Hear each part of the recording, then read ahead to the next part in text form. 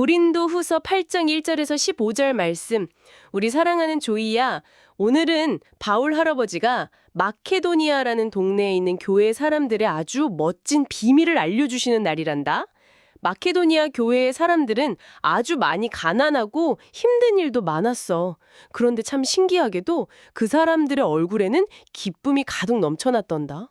그리고 더 놀라운 건 자기들도 가난하면서 예루살렘에 있는 배고픈 친구들을 돕겠다고 스스로 지갑을 활짝 열었다는 거야.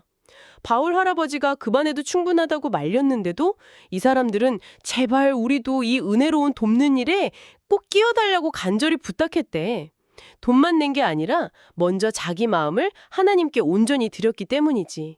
그래서 바움 할아버지는 고린도 교회 친구들에게도 편지를 썼어.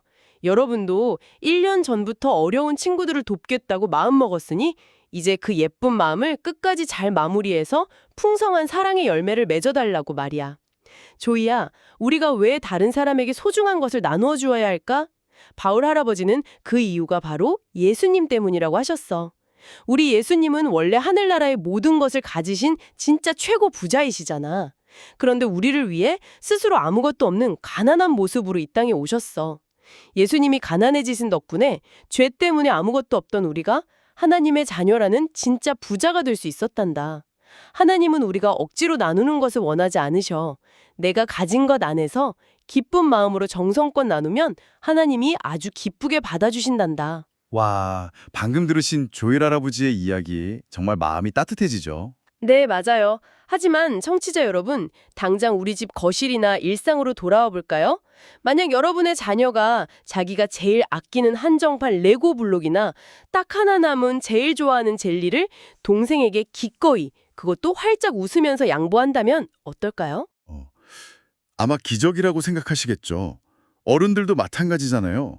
내 통장에서 누군가를 위해 큰 돈이 빠져나가는데 얼굴에 웃음꽃이 피는 건 결코 쉬운 일이 아니거든요. 맞습니다. 그래서 오늘 우리의 이 깊은 탐구 미션은 바로 이 불가능해 보이는 기쁨의 나눔이 도대체 어떻게 가능한지 그 숨겨진 우주의 비밀을 파헤쳐 보는 겁니다. 네, 좋습니다. 방금 읽어주신 본문 속 마케도니아 교회의 상황을 역사적으로 들여다보면요. 이 기적 같은 나눔이 얼마나 비상식적인 일인지 더 명확해집니다. 비상식적이라고요? 네. 당시 마케도니아 지역은 로마 제국의 엄청난 세금 수탈과 전쟁의 후유증 때문에 그야말로 극심한 가난에 시달리고 있었어요. 아, 진짜요? 오늘날로 치면 하루 벌어 하루 먹고 살기도 벅찬 절대빈곤 상태였다는 거네요. 네, 맞습니다. 그런데 그들이 멀리 떨어진 예루살렘 교회의 기근 소식을 듣고 돕겠다고 나선 겁니다. 잠깐만요. 그 부분을 조금 짚고 넘어가야 할 것 같아요. 솔직히 어른의 시선, 특히 부모의 입장에서 보면 마케도니아 사람들의 행동은 약간 좀 무책임해 보이기까지 하거든요. 그렇죠. 충분히 그렇게 보일 수 있죠. 아니, 자기도 가난하고 당장 내일 먹을 빵이 없는데 멀리 있는 사람들을 돕겠다고 지갑을 연다고요? 일단 내 가족, 내 아이들 배부터 채우고 남는 게 있을 때 돕는 게 상식 아닌가요? 네, 바로 그 지점이 우리가 세상의 경제학과 하나님의 경제학이 충돌하는 것을 목격하는 순간입니다. 세상의 논리로는 절대 설명이 안 되죠. 바울조차도 여러분 지금 충분히 힘드니까 안 도와주셔도 됩니다 하고 말렸다고 했잖아요. 맞아요. 바울이 크고 말렸는데도 그들은 제발 우리도 이 돕는 일에 끼워주세요 하고 간절히 부탁했습니다. 헬라어 원문을 보면 이들이 거의 애원했다고 기록되어 있어요. 와, 헌금을 하게 해달라고 애원을 하다니 진짜 상상하기 힘든 장면이네요. 그러니까요. 여기서 우리는 질문을 던져야 합니다. 도대체 무엇이 이들의 계산기를 고장냈을까요? 제 말이 그 말입니다. 자신이 가진 캔디가 딱 하나뿐인데 그걸 반으로 쪼개서 친구에게 주면서 오히려 세상을 다 가진 것처럼 뛸 듯이 기뻐하는 모습을 상상해 보세요. 네, 참 놀라운 모습이죠. 마케도니아 교회가 바로 그랬다는 건데 이게 단순히 성격이 착해서 혹은 남들에게 칭찬을 받고 싶어서 나올 수 있는 행동은 아니잖아요. 바로 그겁니다. 그들이 그렇게 할 수 있었던 유일한 이유는 바로 예수님의 사랑을 아주 깊고 생생하게 경험했기 때문입니다. 아까 이야기에서 예수님을 하늘나라의 모든 것을 가진 진짜 최고 부자라고 표현했죠? 네, 맞아요. 그 엄청난 부자이신 분이 나를 구원하기 위해 스스로 가장 가난한 모습으로 이 땅에 오셨어요. 마케도니아 사람들은 머리로만 이 사실을 안 게 아니라 가슴으로 뼈저리게 깨달았던 겁니다. 아, 나를 진짜 부자로, 즉 영원한 생명을 가진 하나님의 자녀로 만들어주시기 위해 그분이 모든 것을 내어주셨구나 하고 말이죠. 네, 정확합니다. 이 우주적인 사랑과 은혜를 경험하고 나니 내 주머니에서 물질이 나가는 것이 손해가 아니라 오히려 그 위대한 사랑에 동참하는 영광으로 느껴졌던 거죠. 아, 논리적으로는 이해가 갑니다. 내가 영적으로 완전히 파산한 상태였는데 우주 최고 부자이신 분이 내 빚을 다 갚아주시고 자기 재산을 몽땅 내 이름으로 돌려주셨다. 그렇죠. 그 감격에 젖어 있으니 빵 한 조각 나누는 건 일도 아니었다는 거군요. 네, 이건 예수님이 주신 은혜니까 동생한테 내 장난감을 양보해 라고 하면 100% 아니 200% 울음바다가 되거든요. 네, 아주 현실적이고 날카로운 지적입니다. 어른인 저조차도 내 것을 남에게 줄 때는 머릿속에서 치열한 갈등이 생기는데 이걸 단순히 은혜를 기억해라 라는 마음가짐의 문제로만 넘길 수 있을까요? 사실 억지로 마음을 먹는다고 해서 기쁨이 솟아나지는 않죠. 그 갈등의 답을 찾으려면 바울이 이 나눔, 즉 헌금을 부를 때 사용했던 아주 특별한 단어를 살펴봐야 합니다. 오, 특별한 단어요. 그게 뭔데요? 바울은 이것을 은혜라고 불렀고요. 옛날 성경이 쓰였던 헬라어로는 이 단어를 카리스라고 합니다. 카리스요? 어디서 많이 들어본 친숙한 단어 같기도 한데요. 이게 나눔이랑 어떻게 연결되나요? 카리스는 하나님이 우리에게 값없이 주신 넘치는 기쁨의 선물이라는 뜻을 가지고 있습니다. 세상의 계산법에서 나눔은 뺄셈이잖아요. 그렇죠. 내 주머니에서 10,000원이 나가면 내 돈은 10,000원이 줄어드니까요. 네, 그러니까 본능적으로 아깝고 슬픈 게 당연합니다. 하지만 성경이 말하는 카리스의 법칙은 뺄셈이 아니라 흘러넘침입니다. 흘러넘친다? 와, 마치 물풍선 같네요. 물풍선이요? 재미있는 표현이네요. 네, 물을 혼자 다 가지겠다고 풍선 안에 계속 억지로 밀어넣으면 결국 빵 터져서 주변까지 다 엉망이 되잖아요. 그런데 그 시원한 물풍선을 터뜨리지 않고 서로에게 던지며 나누고 놀면 덥고 짜증났던 모두가 시원하게 웃으며 놀 수 있게 되는 거랑 비슷한 원리일까요? 완벽한 비유입니다. 카리스는 내 안에서 억지로 짜내는 것이 아니라 하나님으로부터 받은 사랑과 은혜가 내 마음속에 너무 꽉 차서 더 이상 담아둘 곳이 없어 밖으로 퐁통 흘러넘치는 상태를 말하거든요. 아, 그러니까 마케도니아 사람들이 가난 속에서도 헌금을 애원했던 건 자기들의 빈 지갑을 본 게 아니라는 거네요. 네, 맞습니다. 자기들 마음속에 폭포수처럼 쏟아지고 있는 이 카리스를 보았기 때문이죠. 자, 그럼 여기서 정말 흥미로운 지점으로 넘어가 보겠습니다.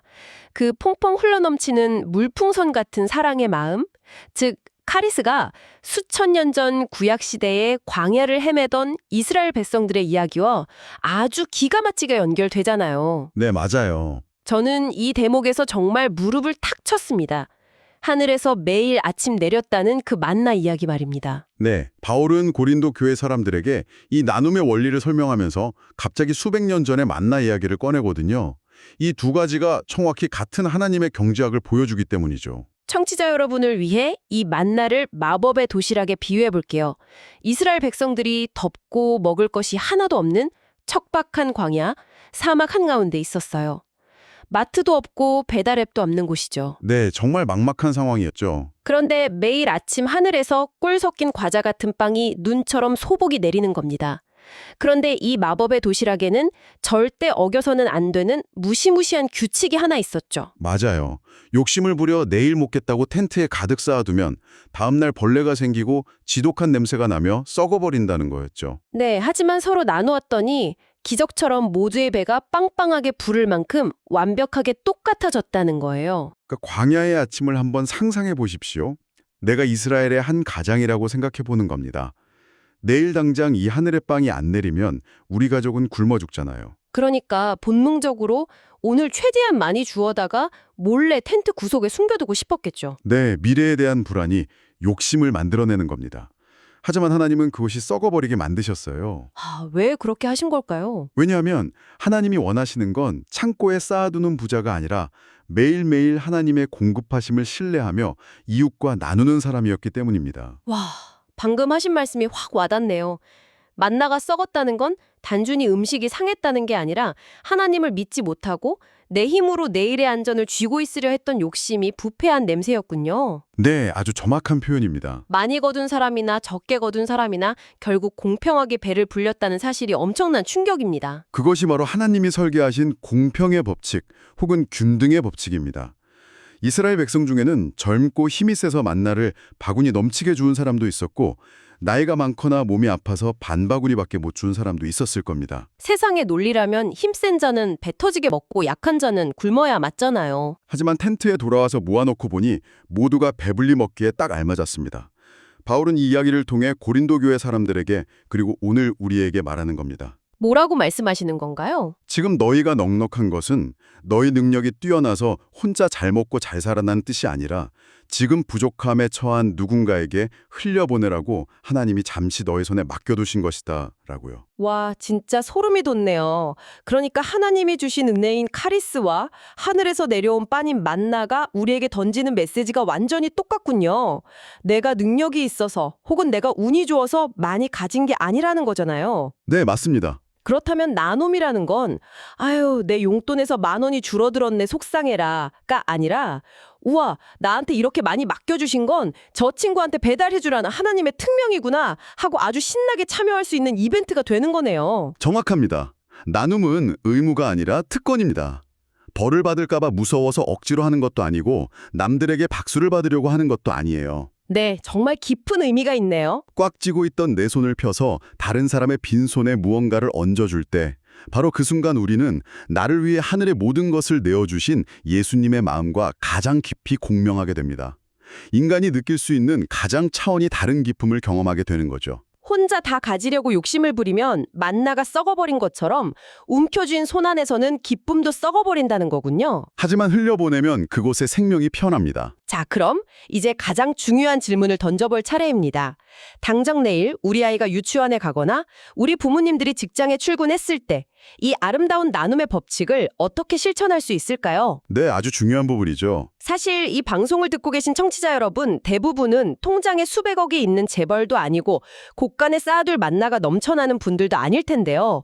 우리 평범한 사람들의 일상 속에서 이 카리스는 어떻게 작동해야 할까요? 아주 현실적인 적용 포인트입니다. 하나님이 원하시는 나눔의 핵심은 결코 물건의 크기나 통장에 찍힌 숫자의 단위에 있지 않다는 것을 꼭 기억하셔야 합니다. 아, 크기나 액수가 중요하지 않다는 말씀이군요. 네, 내가 가진 것이 비록 아주 작고 보잘것없어 보일지라 뭐 상관없어요. 하나님은 네가 번 돈이 얼만데 겨우 이것밖에 안 내놓느냐라고 우리의 실적을 평가하시는 분이 아닙니다. 대신 하나님은 우리의 마음의 방향을 보십니다. 마음의 방향이요. 그게 구체적으로 어떤 모습일까요? 아이들의 눈높이에서 생각해 본다면요. 예를 들어 짝꿍이 지우개를 안 가져와서 쩔쩔매고 있을 때 내가 가진 지우개를 반으로 뚝 잘라서 쓱 밀어주는 작은 손길. 유치원 간식 시간에 내가 제일 좋아하는 딸기맛 과자를 내 입에 쏙 넣기 전에 침을 한번 꿀꺽 삼키고 옆에 있는 친구 입에 먼저 하나 넣어주는 그 따뜻한 마음가짐 같은 거죠.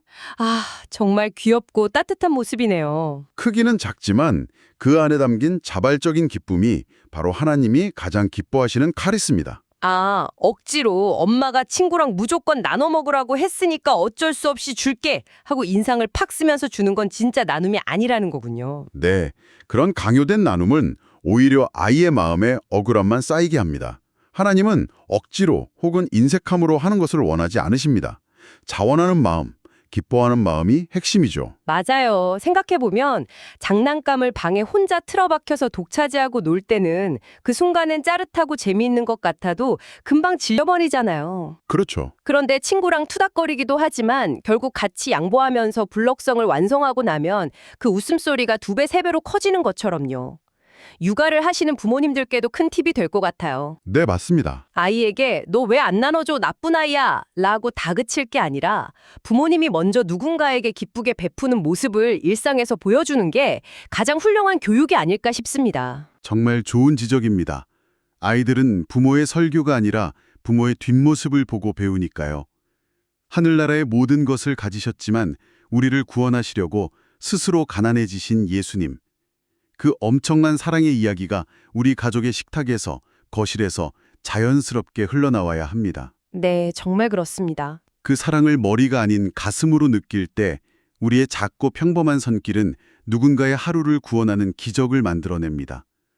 돈이나 장난감이 아무리 많아도 나눌 줄 모르는 사람은 마음이 늘 가난한 사막에 살고 있는 것과 같습니다. 아, 가난한 사막이라니 마음이 아프네요. 하지만 내가 가진 작은 것을 아까워하지 않고 기쁘게 흘려보내는 사람은 이미 예수님 안에서 가장 행복하고 넉넉한 우주의 부자가 된 것입니다. 정말 마음 깊은 곳을 찌르는 묵직한 통찰이었습니다. 결국 우리의 굳게 닫힌 지갑과 꽉 쥔 손을 여는 마스터키는 너도 좀 착하게 살아라 라는 도덕적 강요나 억지스러운 규칙이 아니었네요. 네, 은혜가 먼저입니다. 나를 향해 폭포수처럼 쏟아지는 예수님의 그 압도적인 사랑을 내 가슴에 먼저 듬뿍 적시는 것, 거기서부터 모든 기적이 시작된다는 사실을 배웠습니다. 세상은 끊임없이 우리에게 속삭이잖아요. 더 많이 움켜쥐어야 네가 안전해. 더 높이 쌓아둬야 네가 부자가 되는 거야 하고요. 하지만 오늘 우리가 발견한 하나님의 경제학은 전혀 다른 이야기를 들려주네요. 내 손을 비울 때 비로소 참된 기쁨으로 가득 찰 것이다 라고요. 네, 오늘 밤 아이와 함께 잠자리에 들기 전에 한번 조용히 상상해 보셨으면 좋겠습니다. 만약 우리 가족이 세상을 향해, 이웃을 향해 불안함으로 꽉 쥐고 있던 주먹을 아주 조금만 스르륵 편다면 하나님은 그 빈손에 어떤 놀라운 기적과 웃음을 채워주실까요? 여러분은 오늘 무엇을 결심했나요? 사랑하는 하나님 아버지, 저를 하늘나라의 부자로 만들어주시려고 이 땅에 가난한 모습으로 오신 예수님의 크신 사랑에 정말 감사합니다. 마케도니아 교회 사람들이 힘들고 가난할 때도 기쁜 마음으로 헌금을 하고 다른 사람을 도운 것처럼 저에게도 기쁘게 나누어주는 예쁜 마음을 주세요. 저 혼자 욕심을 부리며 다 가지려고 하지 않게 해주시고 제가 가진 작은 간식이나 장난감이라도 친구들과 사이좋게 나누어 쓰게 도와주세요. 그래서 우리 모두가 모자람 없이 골고루 기뻐하는 아름다운 세상을 만들어가게 해주세요. 저에게 아낌없이 모든 것을 주신 예수님의 이름으로 기도드립니다. 아멘. 조이야, 부자이신 예수님이 우리를 위해 가난해지셨다는 사실이 정말 감동적이지 않니? 다음번에는 바울 할아버지가 우리가 헌금을 할 때 하나님이 어떻게 쑥쑥 자라게 하시는지 씨앗의 비밀을 알려주신단다. 할아버지랑 다음번에도 신나는 성경 여행을 함께 떠나보자꾸나.